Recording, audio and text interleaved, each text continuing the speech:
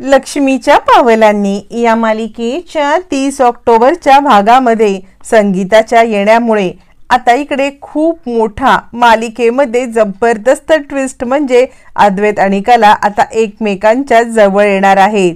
खालून आता कलाची रवानगी अद्वैतच्या बेडवरती होत खूप मोठी मालिकेमध्ये आता संगीता बदल घडवणार आहे। इतकंच काय तर या सगळ्यामध्ये अद्वैत कला यांच्यामधलं नातं सुद्धा घट्ट होणार कसं ते या व्हिडिओमध्ये पाहू। 30 ऑक्टोबरच्या भागामध्ये संगीता आल्यामुळे जितकी कला खुश नाही तितका अद्वैत खुश असतो। अद्वैतला तर त्याचा आनंद गगनात मावेनासा होत असतो। आता कसं वाटते म्हणजे आता सांभाळून बोलायचं बरं का माझ्याशी, असं अस्ताव्यस्त राहायचं नाहीये। सासरी कुणी असं राहतं का असं तुला आता सारखं ऐकायला मिळणार आहे, कारण या घरामध्ये माझी खूप मोठी सपोर्ट सिस्टीम आलेली आहे आणि ती सपोर्ट सिस्टीम आता या सगळ्यामध्ये तुला कशी काय माझ्या विरुद्ध बोलायला देते तेच मी बघतोय ना। यावरती कला म्हणते हे बघ ती माझी सुद्धा आई आहे, तू या सगळ्यामध्ये सारखं सारखं बोलून बोलून मला त्रास देऊ नको। यावरती अद्वैत म्हणतो नाही नाही मला आत्तापर्यंत कळतच नव्हतं की या सगळ्यामध्ये मला हे कसं नाही सुचलं किंवा मला हे कसं नाही कळलं की ह्यांना आधीच बोलवायला मी पाहिजे होतं। यांना बोलवून या सगळ्यामध्ये मी त्यांना सुचवायला पाहिजे होतं, मी त्यांना सांगायला पाहिजे होतं की मला ह्या घरामध्ये किती त्रास होतोय। पण आता मला सोल्युशन मिळालेलं आहे। तुझी आई या घरात आल्यामुळे माझ्याकडे असं मोठं सोल्युशन आलंय ना की आता तुला माझ्या विरोधात काहीच बोलता येणार नाही आणि मग बघशील तू काय होतंय ते। असं म्हणत इकडे चांगलाच अद्वैत कलाला चिडवत असतो। कला म्हणत असते भास्कर काय चाललंय तुझं। तोपर्यंत अद्वैत बाहेर येतो आणि म्हणतो मिसेस खरे तुमच्या राहण्याची सोय झाली का, तुम्ही कुठे झोपणार हे झाले का कन्फर्म। असं म्हटल्यावरती आता इकडे संगीता काही बोलत नाही। त्यावरती रोहिणी म्हणते अरे असं काय करतोस, त्यांच्या राहण्याची सोय कसली, आपलं स्टोर रूम आहे ना तर स्टोर रूम साफ कर। आणि ती आता नोकराला बोलवते। नोकराला बोलवून ती आता स्टोर रूम साफ करण्यासाठी सांगते। हे स्टोर रूम साफ करण्यासाठी ज्या वेळेला ती बोलते त्यावेळेला तो नोकर सांगतो म्हणजे आबांनी सांगितले की ते स्टोर रूम कधीच उघडणार नाही। आबांनी ते स्टोर रूम बंद करून ठेवलेलं आहे आणि ते कधी उघडायचं नाही असं आबांचं म्हणणं आहे। आबा त्यावरती आता इकडे रोहिणी म्हणते का आबा असं का करतील, आबा असं काही करणार नाहीत काय आबा, जर गरज लागली तर स्टोर रूम उघडायला पाहिजे ना। यावरती आबा म्हणतात स्टोर रूम मध्ये सामान आहे आणि तसंही सामान नसलं ती रिकामी होत असली तरी सुद्धा विहीणबाई स्टोर रूम मध्ये झोपणार नाहीत। आपली पाहुण्यांची खोली आहे ना, आपली पाहुण्यांची खोली ती साफसफाई करून घे, त्या पाहुण्यांच्या खोलीमध्ये आता ते राहतील। यावरती मग मात्र आता इकडे नोकर सांगायला लागतो आबा अहो पाहुण्यांची खोली पेस्ट कंट्रोल केले त्यामुळे पाहुण्यांच्या खोलीमध्ये पण नाही राहू शकत। यावरती रोहिणी म्हणते तेच तर मी सांगते ना। यावरती आबा म्हणतात ठीक आहे आपण त्यांची दुसरीकडे राहण्याची सोय करू। त्यावरती रोहिणी म्हणते एक काम करूया का, नैनाची काळजी घ्यायला त्या इकडे आलेल्या आहेत की नाही, मग आपण नैनाच्या खोलीत त्यांना ठेवूया आणि राहुल आहे ना तो माझ्या खोलीत राहील, ठीक आहे ना, म्हणजे नैनाची त्यांना काळजी पण घेता येईल। नैना चांगलीच गडबडते म्हणजे आतापर्यंत राहुल सोबत एका रूम मध्ये राहून हे सत्य आपण लपवण्यामध्ये यशस्वी ठरलोय, पण आईपासून हे सत्य लपून राहणार नाही याची तिला पुरेपूर खात्री असते आणि त्यामुळे ती गडबडते। ती राहुलकडे पाहायला लागते। त्यावरती आता इकडे नैना म्हणायला लागते कसं आहे ना मला माझ्या खोलीमध्ये राहुल सोबत कम्फर्टेबल वाटतं आणि या अशा अवस्थेमध्ये मला राहुलचा खूप मोठा आधार वाटतो। मी माझे कम्फर्ट लेवल राहुल हे सगळं सोडून कशी काय राहू शकेन। यावरती आबा म्हणतात तिचं म्हणणं पूर्णपणे बरोबर आहे। या सगळ्यामध्ये तिला आपण असं अंडर एस्टिमेट करू शकत नाही, तिला या सगळ्यामध्ये एकत्र राहुल सोबत राहायला पाहिजे आणि त्यासाठी तिला त्या खोलीत राहायलाच पाहिजे। यावरती रोहिणी म्हणते मग ठीक आहे आपण एक काम करूया, तशीही ती सरोजबाईंची विहीण आहे की नाही, सरोजवहिनीची विहीण आहे तर ती सरोजवहिनीच्या खोलीत राहील। यावरती सरोज चिडते आणि सिरियसली माझ्या खोलीमध्ये काय गरज पडले, माझ्या खोलीमध्ये कुणीही आलेलं मला काही आवडत नाही। रोहिणी तू उगाच या सगळ्यामध्ये पडू नकोस बरं का, असं म्हणत सरोज चिडल्यावरती आता इकडे रोहिणी म्हणते अगं असं काय करतेस, मग ते राहणार तरी कुठे, मी म्हटलं होतं की राहुलच्या रूम मध्ये राहतील पण आबा नाही म्हणतायत ना, तशीही तुझी विहीण आहे ना ती आणि तसंही तू रूम मध्ये एकटीच राहतेस, मग काय झालं, या सगळ्यामध्ये ती तुझ्या रूम मध्ये राहू शकेल की। असं म्हटल्यावरती आता इकडे लगेचच सरोज म्हणते नाही, माझ्या रूम मध्ये कोणी राहणार नाही. यावरती आता इकडे परत रोहिणी म्हणायला लागते, मग सोहमच्या रूम मध्ये राहील. त्यावरती आबा म्हणतात, मग सोहम कुठे राहणार आहे? हे बघ, ज्याप्रमाणे तू सरोजला सांगत आहेस ना की तुझी विहीण आहे आणि ती त्या खोलीत राहील, अगं तुझी पण तर विहीण आहे ना, तुझ्या सुनेसाठी ती इकडे आलेली आहे ना. आणि तसंही तू तुझ्या रूम मध्ये एकटीच असतेस काय? तुझ्या रूम मध्ये तू एकटी आहेस तर तुझ्याच रूम मध्ये त्या झोपतील.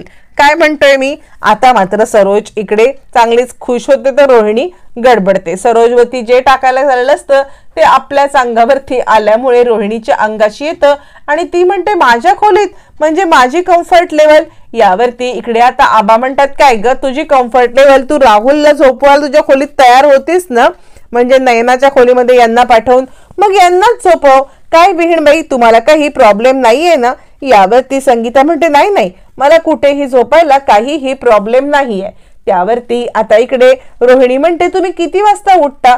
संगीता म्हणते, मी सकाळी 5ला उठते. रोहिणी म्हणते, मग ठीक आहे ना, सकाळी 6 वाजल्यापासून आपलं किचन सुरू होतं, मग काय त्या किचन मध्ये झोपेल ना त्या. म्हणजे त्यांना तशी ही सवय असेलच की झोपण्याची किंवा हे करण्याची, त्यामुळे त्यांना काही प्रॉब्लेम नाही, त्या तिकडे कम्फर्ट असतील. आबा म्हणतात, मी सांगितलंय ना की त्या तुझ्या खोलीत झोपतील तर त्या तुझ्या खोलीत झोपतील. यावरती संगीता म्हणते, तुम्ही मला जिथे झोपायला सांगाल तिकडे झोपायला मी तयार आहे. रोहिणी विचार करते, अच्छा म्हणजे ही तर माझा डबल गेम करते काय? आता हिलाच बघते ही कशी या घरामध्ये नॉर्मल राहू शकते ते. असं म्हटल्यावरती आता इकडे सगळेजण रोहिणीच्या खोलीत तिला झोपवायला तयार होतात. हे सगळं घडल्यावरती आता मात्र आबा म्हणतात, चला जेवायला जायला पाहिजे ना. संगीता म्हणते, सोहम कुठे आहे? सोहम कुठे आहे म्हटल्यावरती आता इकडे रजनी म्हणते, त्याचं काय असतं, त्याची काही कामं, त्याचं काही असेल ना, जेवणाचा ठिकाणा नसतो आणि किती उशिरा येईल हे काही माहिती नाहीये, तर आपण जेवून घेऊया. असं म्हणत सगळेजण जेवणाच्या टेबलवरती निघतात. त्यावेळेला सगळे डायनिंग टेबलवरती आपापल्या जागेवरती बसलेले असतात. संगीताला बसायला जागा नसते आणि त्यामुळे रजनी म्हणते, एक काम करा ना, तुम्ही इथे बसा. यावरती सरोज चिडते आणि म्हणते, रजनी तुला तुझी जागा सोडायची काहीही गरज नाहीये.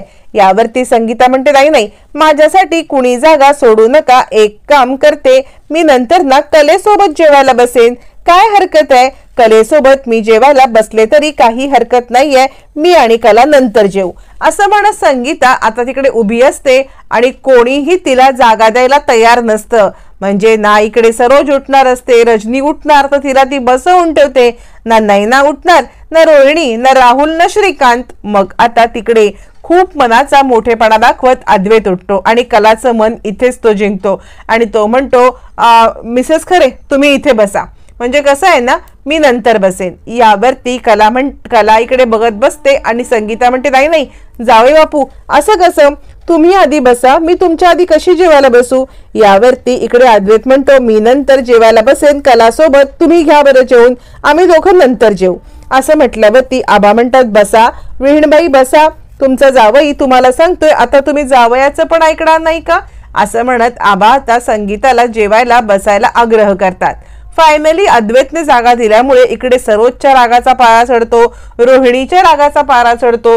दोघींना नुसतं रागाने लाल लाल झालेले असतात.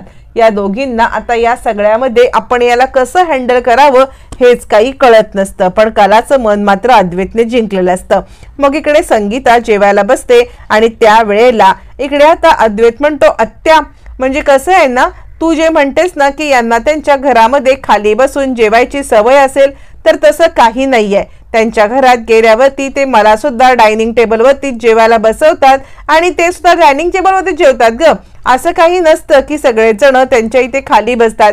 असं म्हणत अद्वैतने रोहिणीला चांगलंच सुनावलेलं असतं. आता रोहिणीची तनतन व्हायला लागते. त्यानंतर मग मात्र अद्वैत जेवणासाठी कलासोबत थांबलेला असतो आणि तो जेवायला बसतो. पण त्याला काय मस्ती येते, तर आता अद्वैत कलाला जेवूच देत नसतो. कला जेवायला आली की खरे मला जरा चमचा आणून देशील का?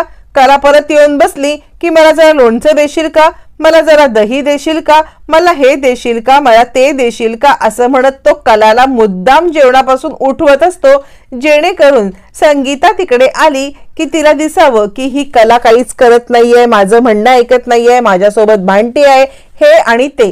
हे सगळं सगळं आता मात्र तो मुद्दाम दाखवण्याचा प्रयत्न करत असतो। त्याच वेळेला कला चिडते आणि ती म्हणते काय चाललंय काय रे तुझं, म्हणजे मी तुला इतकं समजून घेण्याचा प्रयत्न करते तरी तुला काही ऐकायचंच नाहीये, तू या सगळ्यामध्ये माझं म्हणणं ऐकणारच नाहीयेस का। असं म्हटल्यावरती कला म्हणते ठीक आहे आता मी जेवायला बसते।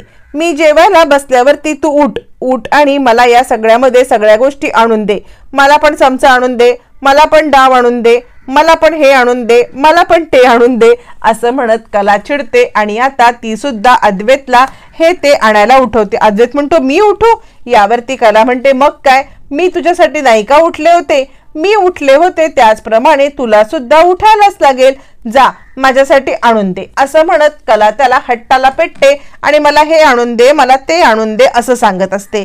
तोपर्यंत संगीता तिकडे येते। कला सांगते मला लिंबू आण, थोडंसं मीठ आण, लिंबू कापून त्याच्यावरती मीठ टाकून आण, असं म्हटल्यावर ती संगीता येते आणि काय चाललंय तुझं, जावई बापूंना कामं सांगतेस। कला म्हणते मग काय झालं, यावरती संगीता म्हणते काय चाललंय काय तुझं, खरंच या पोरीचं काय करायचं मला तर काही कळतच नाहीये, अगं जावई बापू जेवायला बसलेत त्यांना उठवून कामं सांगतेस। यावरती कला म्हणते मग आई याच्या आधी थोडा वेळ यायला हवं होतंस तू, त्याच्या आधी तो मला कामं सांगत होता। यावरती चांदेकर मला कामं सांगतोय हे वाक्य ऐकल्यावरती संगीता अजून चिडते, अगं काय जिभेला हाड आहे का नाही तुझ्या, काय चांदेकर काय बोलतेस, खरंच करे तुला तर काहीही कळत नाहीये, असं म्हणत आता इकडे चिडलेली संगीता कलावरती खूप खूप राग काढत असते। त्यावरती आता इकडे अद्वैत खूप बिचारा आहे असा आता आविर्भाव आणण्यासाठी येतो।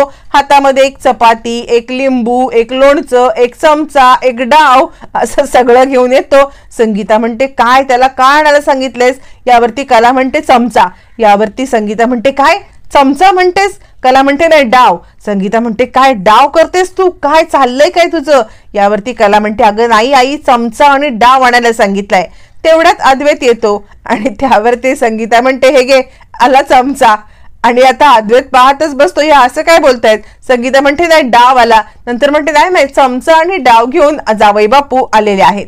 यावरती अद्वैत म्हणतो हो आणि खरे मी पोळी आणलेली आहे तुझ्यासाठी, तुला पोळी वाढू का, चमचा पण आहे, लिंबू पण आहे, चमचा आहे, डाव आहे, पोळी आहे, तुला जे काही हवंय ते सांग। कला म्हणते मी तुला पोळी कुठे सांगितली होती रे, अद्वैत म्हणतो असं नाही, तुला लागली तर पोळी त्यासाठी मी पोळी सुद्धा घेऊन आलेलो आहे, असं म्हणत अद्वैत आता ती पोळी, तो चमचा आणि हे सगळं तिच्या समोर आणून उभं करतो। त्यावरती कला आता म्हणते तुला कोणी सांगितलेलं नसताना नको त्या गोष्टी आणायला सांगितल्यात तरी कशाला तुम्ही, असं म्हणत कला चिडते आणि आता तो चमचा डाव बाजूला ठेवते। त्यावरती अद्वैत म्हणतो बघितलं ही असं करते, म्हणजे कुठचीही गोष्ट मी हिच्यासाठी चांगली करायला गेलो तर ती हिला नको असते, म्हणजे ही नेहमी मला ओरडत असते, मी काहीतरी चांगलं करण्याचा प्रयत्न करतोय, तिला खुश करण्याचा प्रयत्न करतोय, तिला जे हवे ते देतोय पण ती काही ऐकतच नाही। यावर संगीता म्हणते बसा तुम्ही पहिले बसा खाली, तुम्हाला काही द्यायची गरज नाहीये,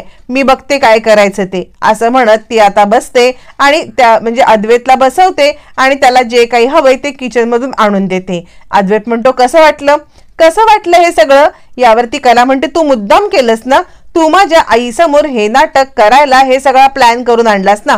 अद्वैत म्हणतो मग त्याशिवाय त्यांना समजणार कसं ना की त्यांची मुलगी मला किती किती त्रास देते ते, ही गोष्ट त्यांना समजायलाच पाहिजे, असं म्हणत अद्वैत कलाला मुद्दामच डिवचत असतो आणि कला म्हणते थांब तुला बदला मी याचा सगळा घेणारच आहे, म्हणजे तुझं सगळं कारस्थान मी तर फोडणारच आहे, पण या सगळ्यामध्ये तुला अद्दल पण घडवणार, असं म्हणत कला चिडलेली असते, मनातल्या मनात राग व्यक्त करत असते। तोपर्यंत नैना आपल्या रूम मध्ये येते। नैना रूम मध्ये येते आणि ती विचार करत असते नाही या सगळ्यामध्ये आता इकडे मम्मा आले पण माझं काही खरं नाहीये, जर का या सगळ्यात तिने जर का माझी प्रेग्नन्सी ओळखली तर काय करू, ती खूप अस्वस्थ असते आणि आता तिची ही अस्वस्थता ती कुणाला सांगू पण शकत नसते। तेवढ्यात राहुल म्हणतो काय झालंय, म्हणजे इतकं अस्वस्थ व्हायला तुला झालंय तरी काय, यावरती नैना म्हणते मम्मा आले ना। यावरती आता इकडे राहुल म्हणायला लागतो असं काय करतेस, तुझीच मम्मा आहे आणि आली तर तुला इतका अस्वस्थ व्हायची गरज काय। त्यावरती नैना म्हणते तुला समजत नाहीये, म्हणजे कसं आहे ना मम्मा इकडे आलेली आहे, ती काही माझ्यासाठी आली असली तरी तिच्यासाठी कला पहिलं प्रेफरन्स आहे, ती कधीही कलाला पहिला प्रेफरन्स देते, म्हणजे ती इथे आले माझ्या नावावरती रे, पण सारखं कला हे कला ते कलाशी तसं करत असेल आणि ते मला नको आहे. म्हणजे या घरामध्ये कलाचं गुणगान गाण्यासाठी आबा काही कमी होते? आबा कमी होते तर हिने आता इकडे यायचं होतं. काय गरज होती हिला इकडे यायची? म्हणजे सतत ते कलाचं गुणगान ऐकले ना की मला सहन नाही होत, मला ही गोष्ट सहन नाही, मग माझ्या डोक्यात तिळीक जाते असं म्हणत ती आता आपली बाजू राहुलला सांगत असते. आणि राहुल विचार करतो एवढं काय आहे हिचं. यावरती तिकडे रोहिणी येते आणि म्हणते बरोबर आहे, मला न पूर्णपणे कलाचं म्हणजे इकडे नयनाचं म्हणणं पटतंय. राहुल म्हणतोय हो हे सगळं बरोबर आहे, पण म्हणून कलाला डोक्यावरती बसून ठेवायला नको आहे. हा, या सगळ्यामध्ये आपल्याला ते कठीण जाणार आहे. कलाला डोक्यावर बसवणं हे आपल्याला खूप धोकादायक आहे. त्यावरती रोहिणी येते आणि म्हणते बरोबर आहे तुझं म्हणणं, पण या सगळ्यामध्ये काहीतरी करायला पाहिजेच ना. हे सगळं करण्यासाठी नैना तुला डोकं लावायला पाहिजे. मी तुझ्या पाठीशी ठामपणे उभी आहे. मला पण या कलाचा खूप राग येतो. तू जे काही करशील त्याच्यामध्ये आमचा तुला सपोर्ट आहे असं म्हणत आता रोहिणी आणि इकडे राहुल हे दोघंही नैनाला कलाविरुद्ध सपोर्ट करत असतात. नैना विचार करते खरं सांगायचं तर या सगळ्यामध्ये मला यांचा सपोर्ट आहे खरा, पण माझ्या खोट्या प्रेग्नन्सीचं यांना काय सांगू. तितक्यात रोहिणी म्हणते एक गोष्ट लक्षात ठेव, तुझी आई ही तुझ्यासाठी आले. नैना तुझ्यासाठी आले, कलासाठी नाही. तुझी छोटी मोठी सगळी कामं सांगायची असं म्हणत रोहिणी विचार करते खरे बाई तुम्हाला आता कशी राबवून घेते ना तुमची मुलगी तेच बघा. पण इकडे नैना गडबडलेली असते, कारण या दोघांचा सपोर्ट असला तरी खोटी प्रेग्नन्सी या दोघांना कुठे माहिती आहे. तोपर्यंत रोहिणी आपल्या रूम मध्ये येते आणि ती आता विचार करते नैना तू तुझ्या आईला चांगलीच राबवून घे. तोपर्यंत आता इकडे संगीता रूम मध्ये येते आणि ते मी हात कुठे धुवू यावरती आता रोहिणी म्हणते जा इथे बाथरूम आहे, बाथरूम मध्ये जाऊन हात धुवा. यावरती संगीता येते आणि बेडवरती झोपायला जाणार. तितक्यात आता इकडे रोहिणी त्यांना म्हणते तुम्ही आणि बेडवरती नाही, तुमच्या घरात तुम्हाला खाली झोपायची सवय असेल ना, त्यामुळे तुम्ही एक काम करा, ही गादी खाली टाका आणि कम्फर्टेबली खाली झोपा. उगाच तुमची पाठण मिठण धरली तर तुम्हाला उगाच त्रास नको ना, माझ्या बेडवरती तुम्हाला अडचण होऊ शकते असं म्हणत आपल्या बेडवरती ती आता कुणाला घ्यायला मागत नसते आणि संगीताला तर बिलकुल घ्यायला मागत नसते. त्यामुळे संगीताला ती खाली हंतरून टाकून देते आणि इकडे खाली झोपा असं ती सांगायला लागते. या सगळ्यामध्ये संगीताला आता खाली झोपवते. तोपर्यंत कला इकडे रूम मध्ये येते. तिने आपलं अंथरूण टाकलेलं असतं आणि अद्वैतला तिच्या अंथरुणाच्या पलीकडे असलेली वस्तू हवी असते आणि त्यासाठी तो आता कलाच्या गादीवरती पाय टाकून तिकडे जायचा प्रयत्न करत असतो. कला हे बघते आणि चांदेकर काय चाललंय तुझं, माझ्या गादीवरती पाय देऊन तिकडे चाललायस. यावरती अद्वैत म्हणतोय बघ मी माझ्या गोष्टींबद्दल परफेक्ट असतो. कला म्हणते तेच तर सांगते, तुला तुझ्या अंथरुणावरती पाय दिलेला आवडेल का. अद्वैत म्हणतो मी पण तेच बोलतोय, मी दुसऱ्या गोष्टीचा का विचार करू, मी फक्त माझ्याच गोष्टीचा विचार करणार. माझ्या अंथरुणावरती पाय दिलेला मला चालत नाही, तुझ्या मी देणार. घर माझं आहे, रूम माझी आहे, खोली माझी आहे, गादी माझी आहे, मी काही करेन. झालं अद्वैतचं पुन्हा मी माझं तू तुझं हे चालू झाल्यावरती कला म्हणते आला, हा मूळ पदावरती आलेलाच आहे असं म्हणत कला चिडते आणि आता अद्वैत म्हणतो ओरड अजून मोठ्याने ओरड, म्हणजे तुझ्या आईला आवाज जाईल, ती इकडे येईल, बघेल तू कशी ओरडते असं म्हणत तो मुद्दाम परत पाय द्यायला लागतो आणि दिला पाय. लहान मुलासारखी दोघांची भांडणं चालू असतात, दोघे एकमेकांशी भांडत असतात. अद्वैत मुद्दाम आनंद घेत असतो जेणेकरून संगीता येईल आणि कलाला 4 शब्द सुंदवेल. आणि त्यावरती कला म्हणते तुझं काय चाललंय रे, ते माझ्या आईच्या जीवावरती तू का इतक्या उड्या मारतोयस, ती माझी आई आहे, ती माझी बाजू घेणार. यावरती अद्वैत म्हणतो तू विसर, तुझी आई तुझी बाजू घेणं हे शक्यच नाहीये, तुझी आई तुझी बाजू घेणारच नाहीये, त्यानं माझ्या सासूबाई आहेत आणि त्या माझीच बाजू घेणार असं म्हणत अद्वैत ठाम असतो. किती काही झालं तरी या सगळ्यामध्ये माझीच बाजू सासूबाई घेणार या मतावरती तो ठाम असतो. कला चिडलेली असते. दुसऱ्या दिवशी इकडे आता मुद्दाम रोहिणीने त्यांना खाली बसवल्यामुळे किंवा खाली झोपवल्यामुळे संगीताची पाठण धरते. संगीताची पाठण धरल्यामुळे आता इकडे रजनी बाहेर घेऊन येते आणि म्हणते काय झालं माहितीये का, काल त्या खाली झोपल्यामुळे त्यांना पाठण दुखली. मग अद्वैत येतो आणि कलाची गादी तिला देत म्हणतो ही घ्या, आजपासून तुम्ही या गादीवरती झोपा, या गादीवरती झोपलात ना की तुमची पाठण धरणार नाही असं म्हणत अद्वैत ती गादी समोर आणतो. त्यावरती रजनी म्हणते अरे अद्वैत ही कलाची गादी आहे, मग कला कुठे झोपेल. यावरती अद्वैत म्हणतो काही नाही, कला आहे ना, कला खाली झोपेल, काही हरकत नाहीये कलाला खाली झोपायला. म्हणजे ती न खाली काहीतरी हंतरून टाकून झोपेल. मग ती गादी संगीताला दिल्यावरती ती गादी रोहिणीच्या रूम मध्ये नेली जाते. आता मात्र कलाला खाली झोपण्यासाठी काहीच नसतं. कला चटई टाकते आणि चटईवरती झोपण्याचा प्रयत्न करते. इकडे अद्वैत मस्तपैकी बेडवरती झोपतो. कलाला चटई लागत असते तोपर्यंत संगीता तिकडे येते आणि पाहते तर काय, इकडे आता कलाला चटईवर झोप येत नसल्यामुळे अद्वैत तिला म्हणतो, ठीक आहे तू बेडवरती ये झोपायला. आता कशा निमित्त मी का होईना अद्वैत आणि कला एकमेकांच्या जवळ येत आहेत, एकमेकांची काळजी करतायत. कलाला खाली झोपायला त्रास होतोय म्हणून अद्वैत तिला बेडवरती बोलवते. हे सगळं संगीताला खूप आवडतं आणि संगीता खूप खुश होते. वाईटातून चांगलं घडत आता संगीताच्या येण्यामुळे कला अद्वैत हे मनाने एकत्र येणार आणि एकमेकांच्या हळूहळू प्रेमात कसे पडणार हे पाहणं फारच रंजक ठरणार आहे.